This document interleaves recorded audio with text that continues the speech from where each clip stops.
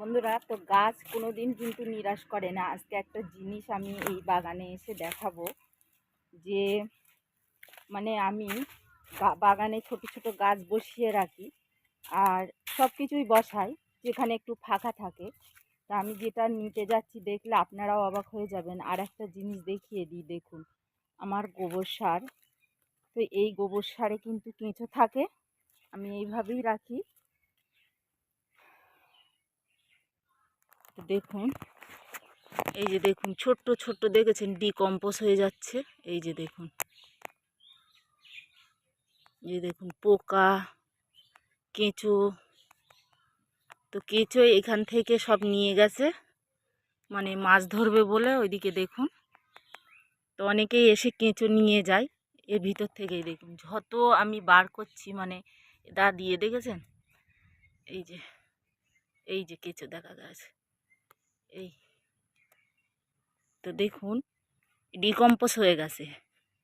মাটিতে এইভাবে যদি গর্ত করে রাখা হয় 1 বছরও লাগে না। এটা আমরা কিন্তু 6 মাসে গাছে ব্যবহার করতে পারি। এই দেখুন,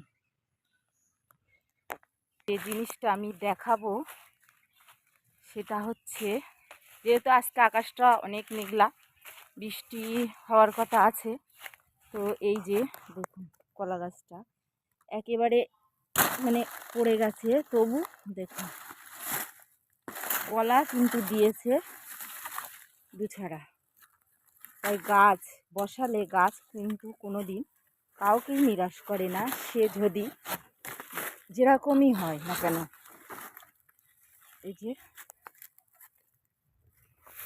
তাই আমরা ছোট ছোট জায়গা ফেলে না রেখে দিয়ে বন্ধুরা গাছ কিন্তু খুব সহজেই আমরা লাগাতে পারি। তা আমি এইভাবে কিন্তু গাছ লাগিয়ে থাকি। এই যে দেখুন, যা একটু কম বেশি যেটাই পাই সেটা তো অর্গানিকভাবে আমরা খেতে পারি, তো তার কারণেই। আর এখানে দেখুন নারকেল গাছ, এখানে লেবু আছে, দেখুন পাতি লেবু।